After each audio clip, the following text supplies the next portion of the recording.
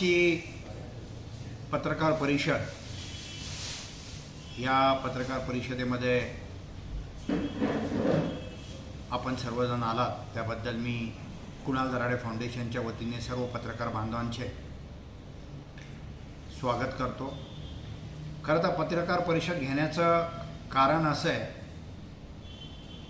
की गेल्या 6-7 महिन्यापासून येवला नगरपालिका हद्दीतील अनेक प्रश्न जे प्रलंबित आहे, परंतु त्या प्रश्नांवरती कोणीही बोलायला तयार नाही।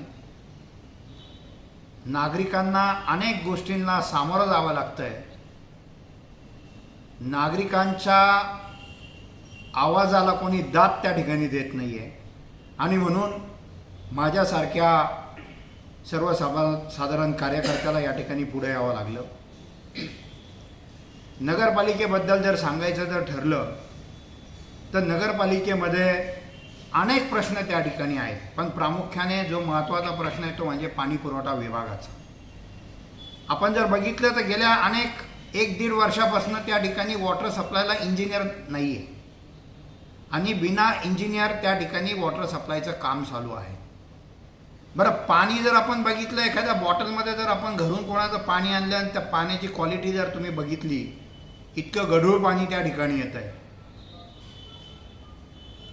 ज्या दर्जाचे केमिकल वापरायला त्या ठिकाणी हवात त्या दर्जाचे केमिकल्स त्या पाण्यामध्ये वापरल्या जात नाही आहे असा आमचा आरोप आहे।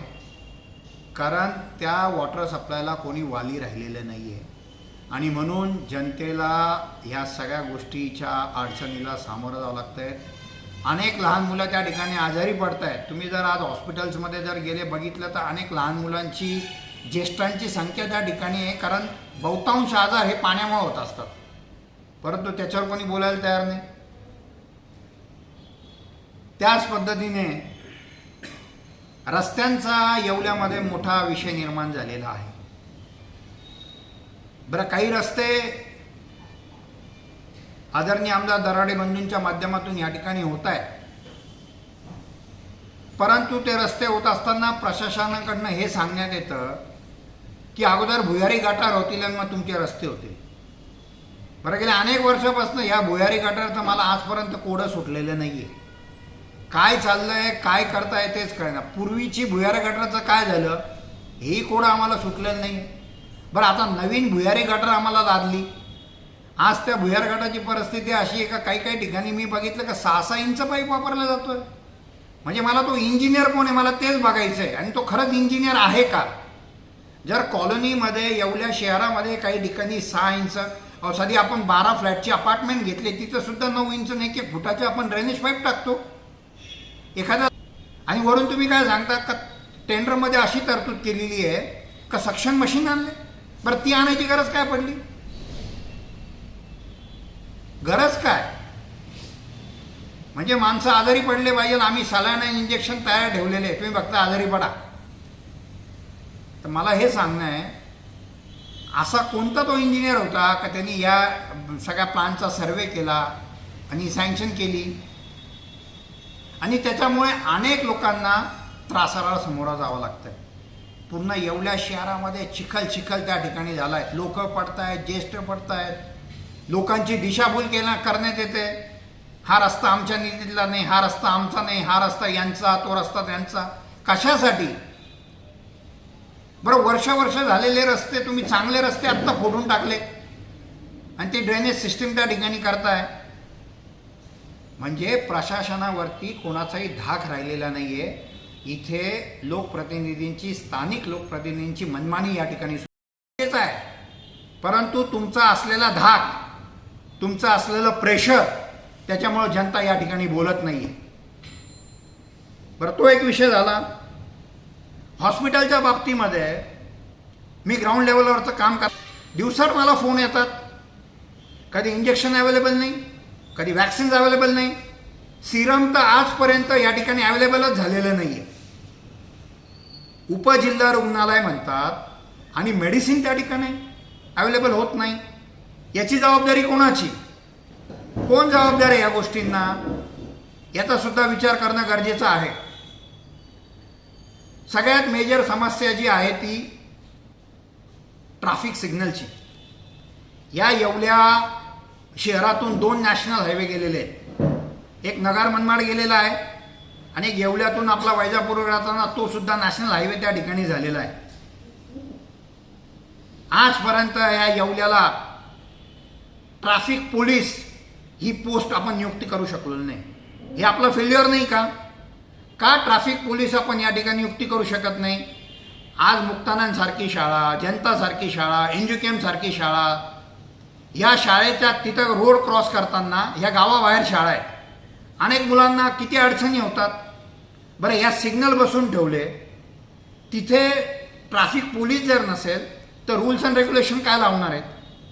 तुम्ही पोलीस स्टेशनचे 2 पोलीस तिथे ठेवतात ज्यांना ट्रॅफिकचा टी माहीत नाही, ज्यांना ट्रॅफिकचे रूल अँड रेग्युलेशन माहीत नाही, नामधारी तिथं उभे करून ठेवलेले आहे आणि 1-1 तास आम्हाला या ठिकाणी त्या ट्रॅफिकच्या याला सामोरं जावं लागतं. मग हे प्रश्न कोणी सोडवायचे? ही जबाबदारी कोणाची आहे?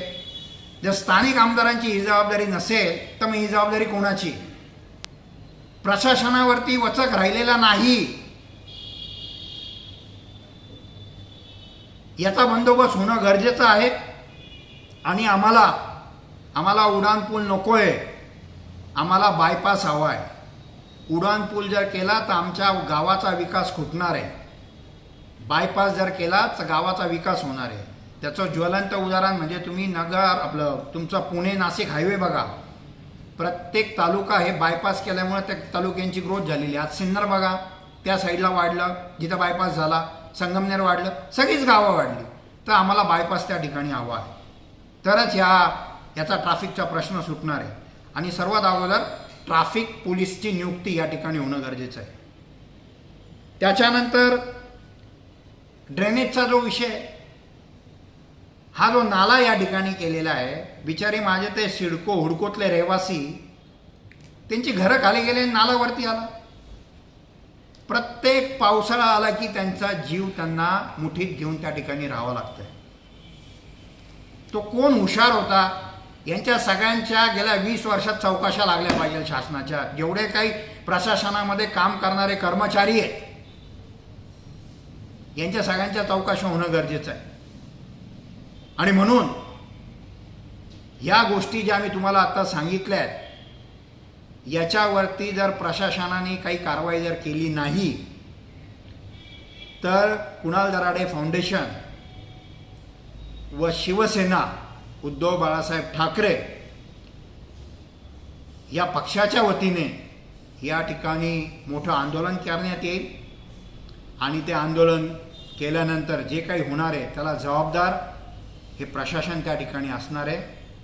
आणि म्हणून त्वरित हे मी जे मुद्दे मांडले, मग ते ट्रॅफिकच्या समस्या असतील, त्या रस्त्याच्या असतील, त्या गटरीच्या असतील, त्याच्यानंतर त्या हॉस्पिटलच्या संदर्भात असतील. 25 वर्षापूर्वी त्या मेन रोडला गटरी तुंबत होत्या पाऊस आल्या का, आणि आज 25 वर्षानंतर सुद्धा तीच परिस्थिती आहे.